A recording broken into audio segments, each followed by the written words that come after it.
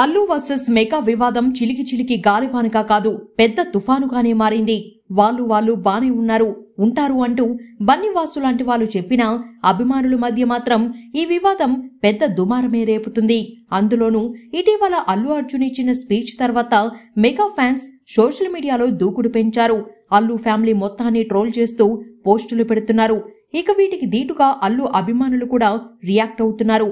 అయితే తాజాగా దివంగత అల్లు రామలింగయ్య గురించి అప్పట్లో రచయిత పరుచూరి గోపాలకృష్ణ చేసిన కమెంట్లను ఇప్పుడు వైరల్ చేస్తున్నారు మెగా ఫ్యాన్స్.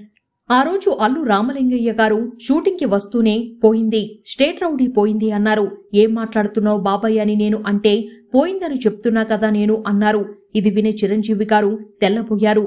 ఏంటి మావయ్య ఇలా అనేస్తున్నారని షాక్ అయ్యారు.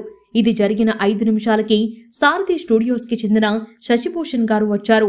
వాళ్ళదే ఆ సినిమా.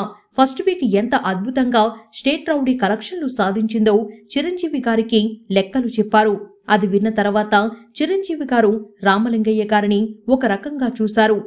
వెంటనే నాకేం తెలుసు, ఎవరో చెప్పారు, నేను మీకు చెప్పాను అంతే అంటూ రామలింగయ్య అన్నారు అంటూ పరుచూరి ఇందులో చెప్పారు. అయితే ఇది ఏ సందర్భంలో పరుచూరి చెప్పారో అనే విషయం పక్కన పెడితే ఇంతవరకు వీడియోను కట్ చేసి వైరల్ చేస్తున్నారు మెగా అభిమానులు. అప్పుడు అల్లు రామలింగయ్య అలా చేస్తే మొన్నటి వరకు అల్లు అరవింద్, రామ్ చరణ్ సినిమాలకి ప్రమోషన్స్ చేయకుండా వాటిని హిట్లు కాకుండా అడ్డుకున్నారంటూ ఆరోపిస్తున్నారు ఫ్యాన్స్. మగధీర సినిమాను పాన్ ఇండియా లెవెల్లో అప్పట్లో రిలీజ్ కాకుండా అల్లు అరవింద్ ఆపేశారంటూ పోస్టులు పెడుతున్నారు.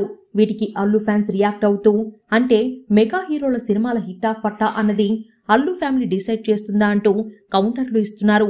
ఏది ఏమైనా గంగోత్రి నుంచి పుష్ప వరకు అల్లు అర్జున్ను తమ భుజాలపై మోసామని, పుష్ప 2 నుంచి మాత్రం అది జరగదంటూ పోస్టులు చేస్తున్నారు మెగా ఫ్యాన్స్.